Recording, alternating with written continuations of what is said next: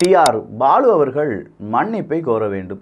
அப்படி இல்லைன்னா பார்த்துக்கோங்கப்பா, இந்த மாதிரி பட்டியலினத்தவர்கள் அமைச்சராக வர்றதெல்லாம் டிஆர் பாலு அவர்களுக்கு பிடிக்காதா? டிஎம்கேக்கு பிடிக்காதா? எங்கப்பா இருக்குது சமூக நீதி? சமூக நீதி எல்லாமே குழி பறிச்சிட்டிங்களே அப்படின்னு சொல்கிற இந்த அறச்சீட்டத்தை நிறைய இடத்துல பார்க்க முடியுது. டிஆர் பாலு அவர்களுக்கு எதிராக ஒட்டு மொத்தமாக தமிழ்நாடு பாஜக களம் புகுந்திருக்கிறது அப்படின்னு சொல்லலாம். என்னதான் செஞ்சார் டிஆர் பாலு அவர்கள்? என்னப்பா, இந்திய அரசாங்கம் நம்மளெல்லாம் வஞ்சிக்கவில்லை அப்படிலாம் சொன்னாரே டிஆர் பாலு அவர்கள், அவருக்கு எதிராக பாஜக கொந்தளிக்கிறாங்களா? ஆனால் இது கடுமையான கண்டனங்கள் மட்டுமல்ல, இதனுடைய விளைவுகளை நிச்சயமாக டிஆர் பாலு அவர்கள் சந்திக்க வேண்டி இருக்கும். காரணம் என்ன?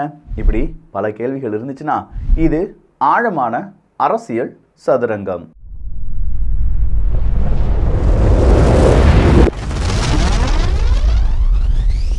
வெள்ள பாதிப்பு நம்ம எல்லாருக்குமே தெரியும். பெருவெள்ளம் வந்துடுச்சு. அதுவும் சென்னை மட்டும் இல்லை, சவுத் சைடு நம்ம எடுத்து பார்த்தோம்னா தூத்துக்குடி, திருநெல்வேலி, இந்த மாவட்டங்களில் கன்னியாகுமரி, நாகர்கோவில், இங்கேயும் என்ன வந்துருச்சு? பெருவெள்ளம் வந்து விட்டது. அதனால் நிறைய இழப்புகள் வந்துச்சு.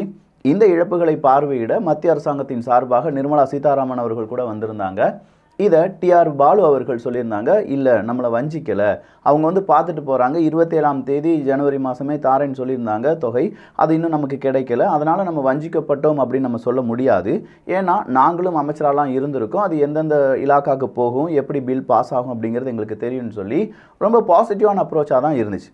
ஆனால் இன்னைக்கு நாடாளுமன்றத்தில் வச்சு ஒரு பெரிய சலசலப்பான விவாதம். டிஆர் பாலு அவர்கள் பேசிகிட்டு இருக்கும்போது அந்த பக்கமாக இருக்கக்கூடிய அமைச்சர் எல் முருகன் அவர்கள் பேசுகிறாங்க. எல் முருகன் அவர்கள் பேசும்போது என்ன நடந்துருச்சு? இங்கே இருக்கக்கூடிய டிஆர் பாலு அவர்கள் ரொம்ப டென்ஷன் ஆகி, நீங்கள் பேசாதீங்க, நீங்கள் உட்காருங்க, நீங்கள் வந்து இப்படிலாம் பேசக்கூடாது அப்படின்னு சொல்லி கொஞ்ச நேரம் சொல்லிகிட்டே இருந்தவர் திடீர்னு பார்த்தா முருகன் அவர்களை வந்து யூ ஆர் அன்ஃபிட் அப்படின்னு சொல்லிட்டார். அமைச்சர் ஆகிறதுக்கு நீங்கள் அன்ஃபிட் அப்படின்னு சொல்லிட்டார்.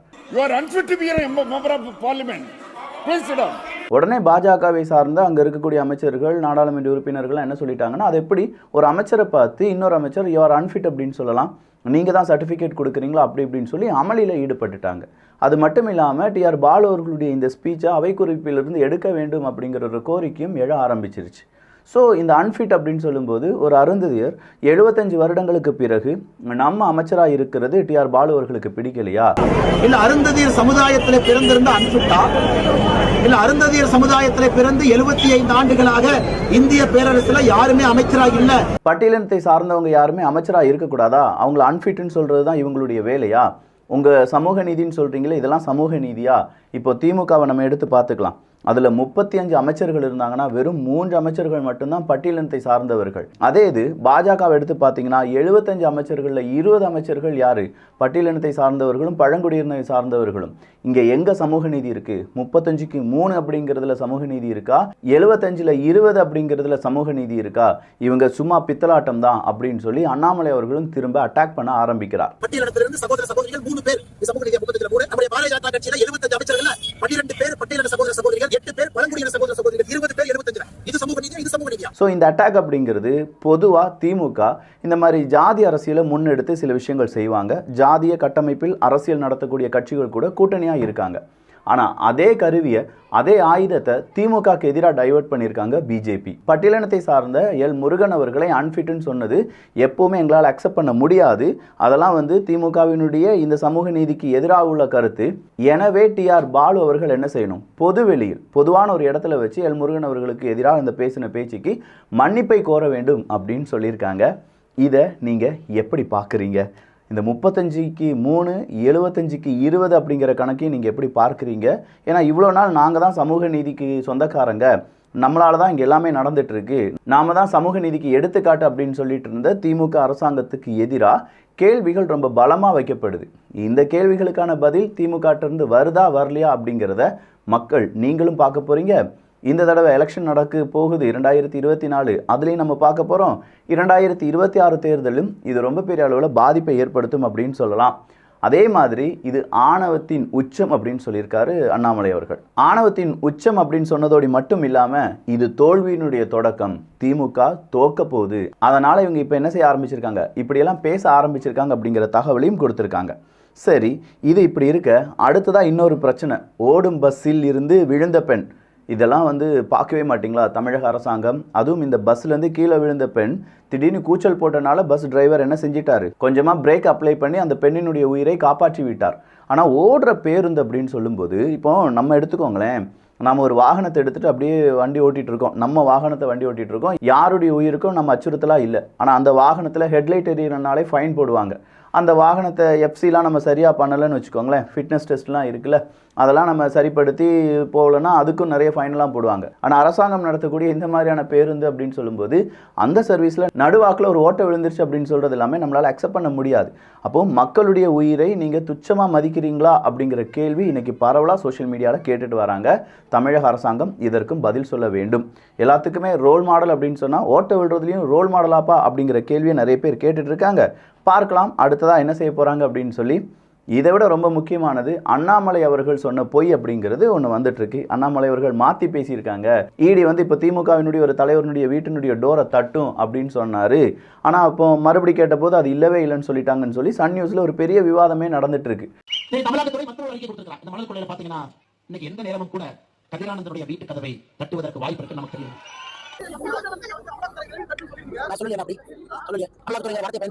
தமிழகத்துறை மற்றொரு அறிக்கை கொடுத்திருக்காங்க. கதிரானந்தனுடைய வீட்டு கதவை தட்டுவதற்கு வாய்ப்பு இருக்கு நமக்கு தெரியும். இதை விவாதமாக செய்கிறவங்க அடுத்ததாக இன்னொரு விவாதத்துக்கு தயாரானாங்க. ஆனால் அதுக்கு முன்னாடி அண்ணாமலை அவர்கள் அந்த ஆட்டையை கலைச்சி விட்டுருக்காரு அப்படின்னு சொல்லலாம். அது எந்த இடத்துல அப்படின்னு பார்த்தீங்கன்னா, ஆண்டுக்கு, அதாவது நம்ம குடும்பத்தில், இங்கே தமிழ்நாட்டில் இருக்கக்கூடிய குடும்பத்தில் யாருக்காவது அரசு வேலை இல்லை என்றால் அவங்களுக்கு அரசாங்க வேலை கொடுக்கப்படும் அப்படிங்கிற ஒரு அறிவிப்பை அண்ணாமலை அவர்கள் கொடுத்துட்டாரு.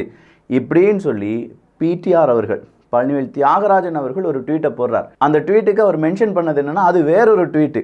இவங்களுக்கெல்லாம் கூச்சமே இருக்காதா? இவங்க தலைவர் ஆண்டுக்கு 2 கோடி வேலை தாரேன்னு சொன்னார். இவர் அண்ணாமலை அவர்கள் தமிழ்நாட்டுக்கு 2,39,00,000, கிட்டத்தட்ட 2.5 கோடி வேலை தருவார் அப்படின்னு சொல்லி ஒரு ட்வீட். அந்த ட்வீட்டுக்கு பழனிவேல் தியாகராஜன் அவர்கள் ஒரு ஒப்பீட்டுக்கு, தமிழ்நாட்டில் இப்போது அரசு பணி எண்ணிக்கை மொத்தம் சுமார் 9.5 லட்சம் நபர்கள். பிஜேபி கூறுவது என்னவென்றால், அதாவது அண்ணாமலை சொல்லியிருப்பது என்னவென்றால், 7.6 கோடி மக்கள் உள்ள மாநிலத்தில் 2.397 கோடி அரசு வேலைகள் வழங்கப்படும். அதாவது குழந்தைகள், ஓய்வு பெற்றவர்களையும் உள்ளிட்ட மக்கள் தொகையில் கிட்டத்தட்ட 3 1 அரசு வேலையாம் அப்படின்னு சொல்லிட்டார். இப்படி சொன்னது உடனே கீழே வந்து நிறைய பேர் கமெண்ட்ஸ் பாருங்க, அண்ணாமலை அவர்களுடைய அந்த ஒரு வாய்ஸ் அவடாலுக்கு பிடிஆர் பழனிவேல் தியாகராஜன் அவர்கள் செவில் அரைஞ்ச மாதிரியான அந்த ஒரு ரிப்போர்ட்டை கொடுத்துருக்காங்க அப்படிலாம் சொன்னாங்க. பட் அதுக்கு அண்ணாமலை அவர்கள் திருப்பி அடிப்பார் அப்படின்னு சொல்லி அவங்க எதிர்பார்க்கலையோ என்னமோ, அண்ணாமலை அவர்கள் ஒரு பெரிய ட்வீட்டாக போடுறார். தமிழக குடும்பங்களில் இதுவரை அரசு வேலை கிடைக்காத குடும்பங்களில் உள்ள தகுதியான இளைஞர்களுக்கு அரசு பணிகள் முன்னுரிமை வழங்கப்படும் என்று நான் கூறியதை திமுகவினுடைய குடும்ப தொலைக்காட்சி திரித்து சொல்லியிருப்பதில் ஆச்சரியமில்லை அப்படின்னு சொல்லி திமுகவினுடைய குடும்ப தொலைக்காட்சியை இங்கு இழுத்திருக்கார்.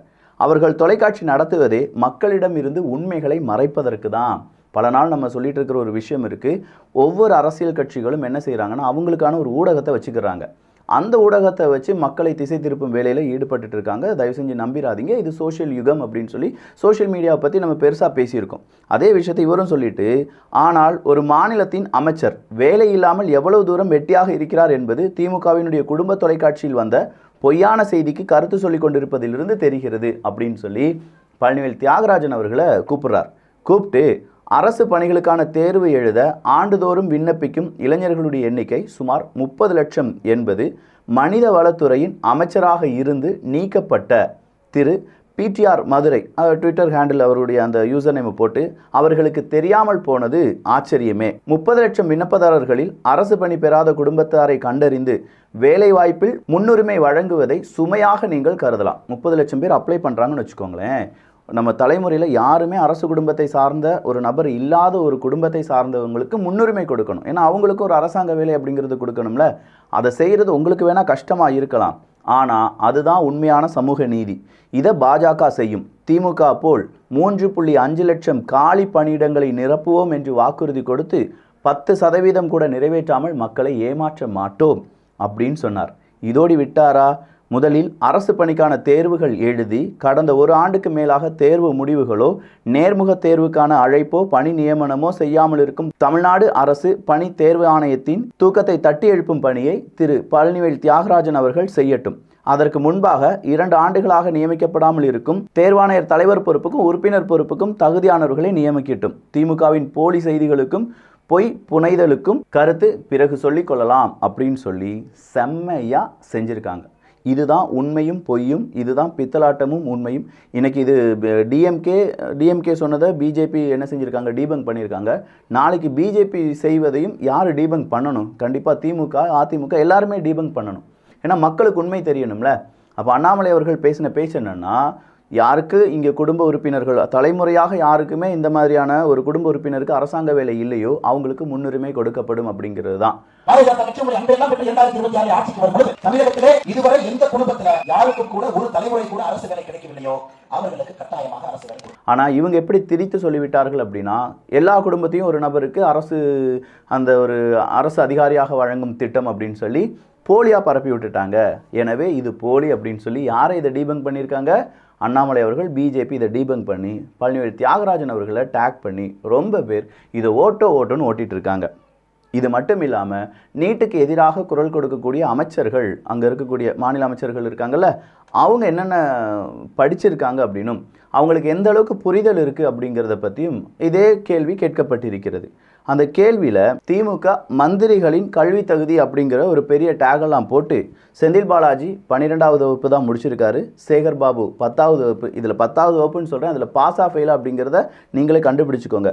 செஞ்சி மஸ்தான் அவர்கள் 8வது வகுப்பு, KN நேரு அவர்கள் 12வது வகுப்பு, KKSSR ராமச்சந்திரன் அவர்கள் 8ஆம் வகுப்பு, தாமோ அன்பரசன் 11வது வகுப்பு, அனிதா ராதாகிருஷ்ணன் 10வது வகுப்பு, R காந்தி 10வது வகுப்பு, P மூர்த்தி 12வது வகுப்பு.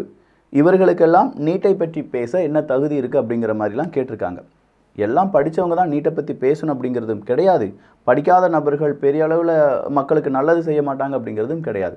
ஆனால் இப்போ இருக்கக்கூடிய காலத்தில் அட்லீஸ்ட் கொஞ்சம் படித்து அமைச்சர்கள் மந்திரிகள்லாம் ஆனால் ரொம்பவே நல்லது. ஏன்னா இங்கே சிலபஸ்ஸு, நேஷ்னல் எஜுகேஷன் பாலிசி அப்படின்னு சொல்கிறாங்க, திடீர்னு மும்மொழி கொள்கை அப்படின்னு சொல்கிறாங்க. இதுக்கெல்லாம் படிப்பு வேணும், ரொம்ப பெரிய அளவில் ஒரு தொலைநோக்கு பார்வை வேணும். அப்போ அதுக்கான எஜுகேஷன் சிஸ்டம் எப்படி ஒர்க் ஆகுது அப்படிங்கிறதெல்லாம் தெரிஞ்சிருக்கணும். ஸோ அரசியல்வாதிகள் ஒரு காலகட்டம் இருந்துச்சு, படிக்காத நிறைய பாமர மக்கள் இருந்தாங்க. அங்கேருந்து ஒரு பாமர மக்கள் காமராஜர் அவர்கள் மாதிரி மேலெழும்பி வந்து நானும் படிக்கலப்பா நீங்களாவது படிங்க அப்படின்னு சொன்னாங்க. ஆனால் இந்த காலகட்டம் அது மாதிரிலாம் கிடையாது. இப்போ எல்லாருமே படிச்சிருக்கோம், எல்லாரையும் படிக்க வச்சுருக்காங்க. காமராஜர் அவர்கள் காலத்திலேருந்து எல்லாருமே படிக்க வச்சுருக்காங்க. அப்படி இருக்கும் கட்டத்தில் நம்ம கேள்விகளை கேட்க வேண்டிய இடத்துல இருக்குமே தவிர மறுபடியும் அது என்ன செஞ்சிடக்கூடாது, பிற்போக்குத்தனமாக பேசிக்கிட்டே இருக்கக்கூடாது. கொஞ்சம் படிங்க பரமா படிப்பரமா அப்படிங்கிற மாதிரி இருக்குது. ஸோ இதெல்லாம் வந்து நம்ம அரசியல்வாதிகளுடைய தகுதியும், நம்ம அரசியல்வாதிகளுடைய கேள்வியும், நம்ம அரசியல்வாதிகளுடைய பொய் பித்தலாட்டங்களும், நம்ம அரசியல்வாதிகள் அடுத்ததாக என்ன செய்ய போகிறாங்க அப்படிங்கிற ஒரு எதிர்பார்ப்பையும் நமக்குள்ளே ஏற்படுத்துவதற்கு தான். அவங்கள கேலி கிண்டல் செய்வதற்கெலாம் கிடையாது. அட்லீஸ்ட் இதெல்லாம் நடந்தால் நல்லா இருக்கும் அப்படிங்கிற ஆதங்கம் எல்லாருக்குமே இருக்குது. ஸோ இது ஒரு அரசியல் பார்வையாக உங்கள் முன்னாடி நான் சொல்லிட்டேன். இதை பற்றி 4 பேர்கிட்ட டிஸ்கஸ் பண்ணலாம். இது உண்மையாக பொய்யா அப்படிங்கிறத திமுகவினுடைய ஐடி விங் சப்போஸ் இதில் ஏதாவது பொய் புகார் இருந்துச்சு 10வது வகுப்பு இல்லைப்பா அப்படின்னு சொல்கிறதா இருந்தால் நேராக அண்ணாமலை அவர்களே டேக் பண்ணி இதெல்லாம் தப்பு அப்படின்னு சொல்லலாம். இல்லை மறுபடியும் அண்ணாமலை அவர்கள் இதற்கான ப்ரூஃப் ஏதாவது இருக்கா அப்படின்னு சொல்லி பிஜேபியினுடைய ஐடி விங் இதெல்லாம் செயல்படுத்தலாம். மக்கள் எல்லாம் தெரிந்து கொள்ளட்டுமே. மக்கள் தெரிந்து கொண்டால்தான் இங்கே என்ன நடக்கும், நல்லது நடக்கும். ஸோ அந்த நல்லது நடப்பதற்கு நாமும் ஒரு சின்ன காரணமாக மாறலாம். 2-3 நாள் சரியாக குரல் இல்லை, ஒரு ட்ராவல் போயிருந்தேன் அப்படின்னு சொல்லி வீடியோ போடாமல் இருந்தோடனே அவ்வளோதான் அரசியல் சதுரங்கத்தை இழுத்து மூடிட்டாண்டோய் அப்படின்னு சொல்லி யாரும் தப்பாக நினச்சிடாதீங்க. நிறைய மேட்டர்ஸ் இருக்குது, எல்லாத்தையும் உங்ககிட்ட பேச போகிறேன். நல்லதை பகிர்ந்து நல்ல சமுதாயத்தை உருவாக்குவோம். நன்றி, வணக்கம்.